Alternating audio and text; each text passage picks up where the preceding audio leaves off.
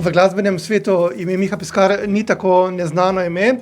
Kako bi se pa predstavil tistim, ki te še ne poznajo? Ja, kaj ne rečem, zmeraj sem si želel solo kariere, zaenkrat sem bil bolj, temu se reče, sideman v našem poslu ozadej. In kot tak član sem se veliko naučil, sem opazoval pač frontmene, veliko sem se naučil, predvsem Čale Sale mi je veliko dal, kar se tega tiče, tudi vrata mi je odprl na marsikajšnjem področju. Zdaj sem pa začutil, da je čas, da stopam na svojo pot in tudi mislim, da imam veliko publiki zadati in poslušalcem. Nenazadnje pa tudi potencijala, če je teh izkušenj ogromno. Če se ne motim, si začel že zelo zgodaj kot otrok, potem so tukaj glasbene šole, lahko poveš kaj več? Ja, se pravi, za kitaro sem prijel, ko sem bil star 10 let in do danes se še nekako nisem naveličal. Potem pa to klasično, najprej nižja, potem srednja, se pravi jazz oddelek KGB v Ljubljani. Nekaj sem se vendarle tudi v šolah naučil, potem pa izkušnje preko od poroke do šanka, tam se veliko nabere. Ampak zadnje leto je bilo tega skoraj da nič, kako ti to obdobje občutiš slabo za glasbenike? Ja, moram reči, da lansko leto je bilo res vseeno zatišje napram prejšnjim letom, čeprav vseeno teh privat žurk nekaj je bilo, Odre velike smo pa res vsi pogrešali, tako da, upam, da bo kmalu se to normaliziralo. Če primerjam s predlanskim letom, ki je bil rekorden, smo imeli, ne vem, osebno cirka 100-150 nastopov v enem letu z različnimi zasedbami. Je naporno sploh, ker imam zraven še redno zaposlitev, tako da to nekako balansirati je svojevrstna, tako izziv svojevrsten. Ampak če imaš to stvar rad in jo delaš s srcem, potem ni problem si čas vzeti in tudi dati vse, kar daš na pladen in na oder v nekem momentu. Kako je to, recimo, če glasbenik izgleda v ozadju? Kot si predejal, v spredju imamo neko glavno persono, v tem primeru, kot si dejal, Čaleta Saleta in tudi veliko drugih znanih imen.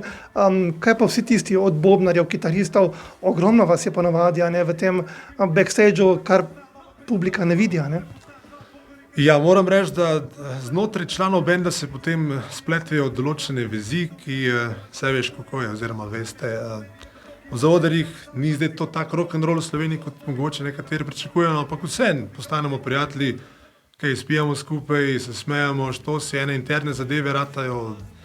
Tako da ja, nastane neka kemija, za katero mogoče gledalci niti ne vejo, da obstaja. Za njih je pomembno samo, da na odru je celoten paket in da tisto funkcionira.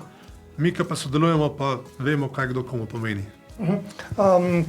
Kako hitro se pa recimo naučite vse te komade od izvajalcev, če malce enkrat dela za enega, drugi za drugega, je tudi to malce več dela ali pač ne? Pa tako bi rekel, sčasoma, ko preigraš toliko in toliko teh različnih pesmi, različnih žanrov, se pravi bendovska glasba, s katero se več ali manj mi ukvarjamo, ni spet tako specificirana kot klasična. Tukaj vsak izvajalec doprinese nekaj svojega, seveda se gre na poslušanje, skinevanje, tako drugače, ampak na odru vsak da nekaj svojega noter. Zmeraj se skušamo približati originalen, se pravi originalen pesmi, ampak vendarle to ni zmeraj čisto mogoče, ker zavisi od aranžmaja, zavisi od zasedbe. Tako da to je recimo plus take zvrsti, ki jo izvajamo, tega popa ali pa rock ali pa jazza, karkoli, da lahko nekaj svojega doprineseš noter, da ni samo tako, kot si je avtor zamislil in do vsake osminke natančno. Seveda pa razviješ tudi kot izvajalec ali pa ustvarjalec nek svoj stil, moraš imeti pa širino, da lahko vklapaš v različne žanre potem, da nisi zdaj samo zacementiran, naprimer samo narodno-zabavni ali pa samo v pop-rocku. Da so vse stranske. Tako, meni se zdi, da moraš imeti danes širino in pač od vsakega pobereš najboljše stvari in tako nekako zlagaš te Lego kocke skupaj. In kakšno širino bo za konec ponudil Miha kot samostojen izvajalec, glasbenik? Ja, prva pesem, s katero se bom predstavil, je dejansko ljubezenske narave, ne vem, mogoče sem romantična duša, to bi rekel že od nekdaj. Zdaj pa imam priložnost tudi prek te obrti, ki si reče glasba, da jo malo karikiram, izlijem v sebe. Za pesem, katero se bom predstavil, je avtorica Tanja Žagar, s katero smo zdaj začeli sodelovati, in z Mikijem pod njihovo založbo Studio Gong. pesem, kot sem rekel, čist ljubezenske narave in ko sem jo prvič slišal, dejansko sem najdel sam sebe noter, nisem več rosno mlad, nisem zdaj star, ampak nekaj imam za sabo, tudi teh izkušenj, tako da sem se našel znotraj pesmi in verjamem, da se bo tudi kdo drug najdel. Se bosta mogoče s Tanjo povezala tudi v duet, tudi to je v glasbi, a ne? Kar se mene tiče, sem odprt za vse take nove izzive. Bi morda tudi za konec odprt za naše gledalce, da nam zapoješ delček te najnovejše romantično-ljubezenske pesmi, a ne? To pa ne bo edina zvrst, ki jo boš še predstavil v bodoče. Ne, seveda ne. Mene zanima pesem za ples in pesem za jokanje in pesem za metati kozarce v tla. Meni je vse to všeč. Preigral sem, kako rečem, od Baha do Savdaha vse.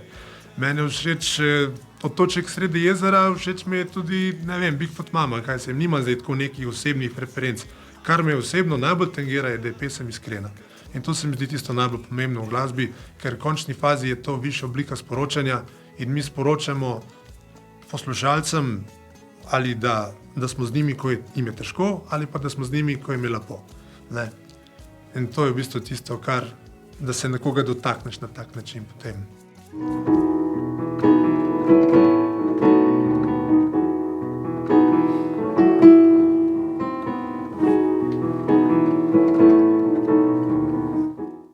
Vem, da prepozno mi je hudo, a mislim le na te, kadar sem z njo. Bil sem